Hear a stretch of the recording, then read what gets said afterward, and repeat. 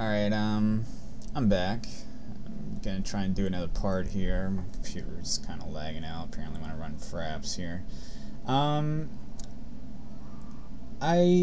was looking over my previous parts, okay, and I really didn't explain this game in depth too well. I kinda looked back at it, but it's kind of too late now to go back and change that, so I'm just gonna go over a few things that, probably didn't make too much sense in the previous videos. So, first of all, let me just restart over here.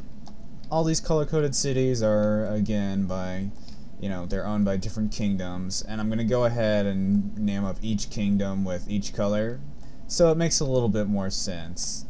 Go back to the reports here.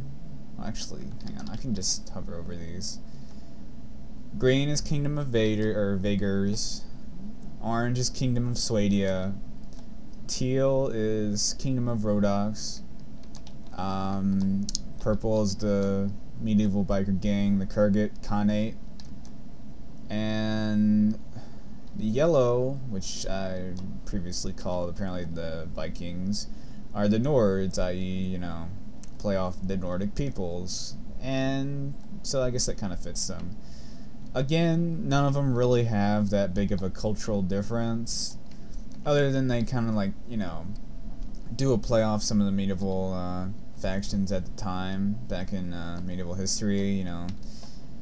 You got like the Khanates, as a play off the Khanates, over in the Egypt, Turkish area.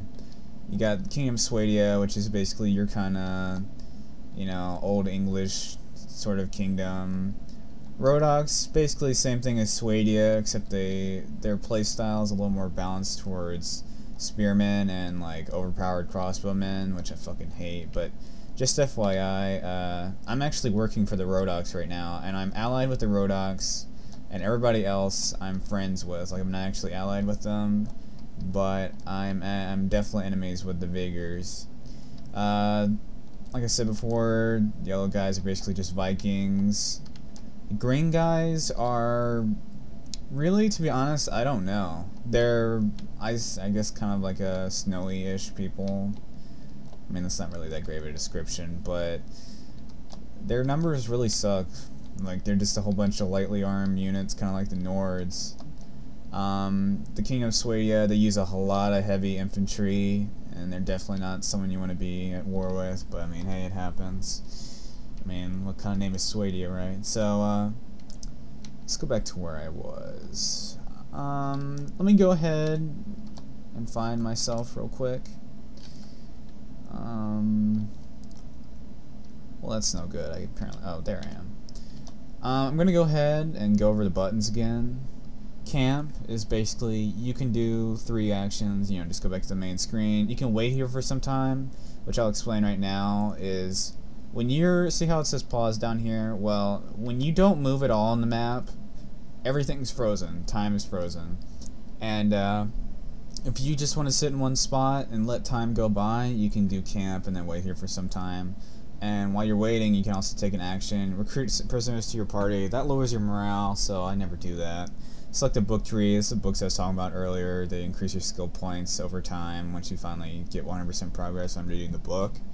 Or you can retire from adventuring, and this is basically the game over button. I mean, it's basically you just say, oh yeah, I'm done with this save, let's see my stats for the entire campaign. And I mean, it's basically you click this and it's like, are you sure you want to stop? And it's like, yeah, okay.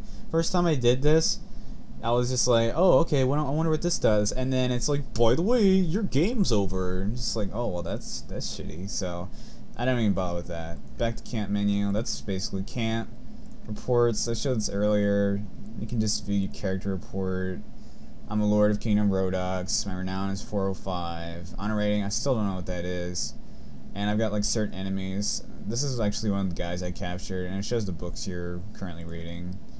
Party size, just some modifiers. Party morale, more modifiers. Like the bigger your party size is, the less morale it has. And your leadership, your base morale, and like say if you like kick ass or something, then you'll get a lot of morale bonuses.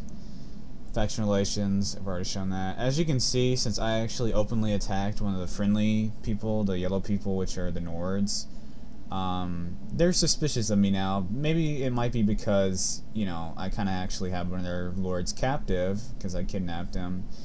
Rodok's a supporter of me, despite the fact I don't even listen to them, and the Vaegrs hate me.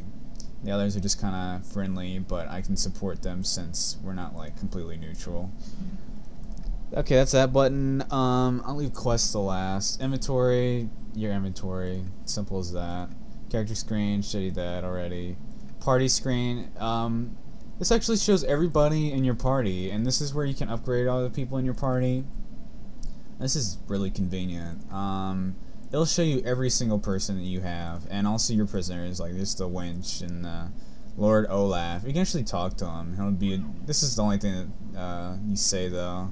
Do not try running away. No, I swear I won't. And that's all that is. Like, why even put that in the game if you're just gonna like say the same thing over and over to him? I mean, it never changes. So, whatever. You can also talk to these people. There's a little more in depth. Like, here's Katrin. I shot her in the head earlier. Yes, laddie. I mean, Captain. You can look at their equipment, and you can equip them just like you equip your own character. That's actually kind of cool. Like, I've never seen a game like this actually do that, which, I mean, it pretty goes in depth. I mean, like, you can pretty much change their looks any way you want. And I equipped all my guys with matching tabards so I can easily see them in battle. Plus, it's kind of cool since they, you know, represent your quote-unquote house. And they all have different skills. Like, if you want to go ahead, what can you tell me about your skills, Borsha? He's got a shitload of intellect. Jesus Christ, I just like pumped intellect into this guy. He's a tracker.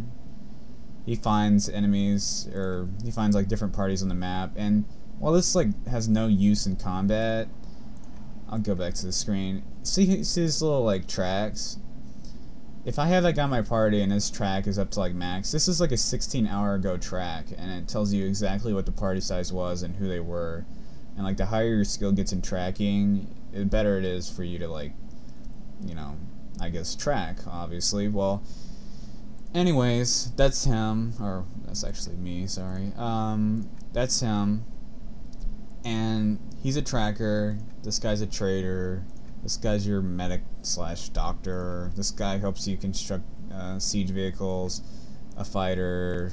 I think this guy may be another tracker / fighter. He's a fighter. I guess the rest of these are fighters. Just because, you know, they're hero units, like I said earlier. They level like you do. Like, you can show their skills and they'll level up like you. It's really best to get these early on because they don't scale with you as you level by yourself. They're just like, you'll be level 28, you'll get them, and be like, by the way, I'm level 1, and then everyone you fight, they just like keel over instantly. They're completely useless.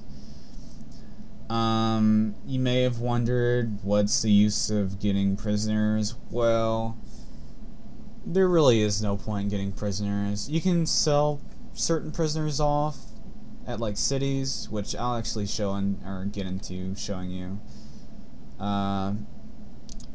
You can sell them at taverns in cities, and you get like a small amount of money for each one. You actually can't do anything with lords. Like, you can capture them, and if I had a castle right now, which, okay, like if you take a castle by yourself, usually the king will be like, yo, you did like a pretty cool job, bro, and then he'll give you a castle, or he'll give you the option to get a castle. I actually got offered to get Reuploaded earlier, but I declined. Reuploaded is actually a big city. These are really hard to take, and they produce a lot of money, but since I'm using the money cheat, just out of convenience, I'm not really too, you know, it's not like it's a big deal or anything. So, back to what I was saying, like I say, if I had a castle, which is a pretty easy defensible position, I could just go ahead and like drop the lord off there. You can't kill the lord. I guess you could let him go when you had the chance at first, and like occasionally they'll be like, oh, thank you for letting me go, and others will, you know, respect you. But man, the hell with that. What's the point of killing and, you know, killing their entire army and then just saying, oh, well, you were a respectful opponent. By the way, I slaughtered everyone under your command. I guess I'll let you go. Well, the hell with that. So,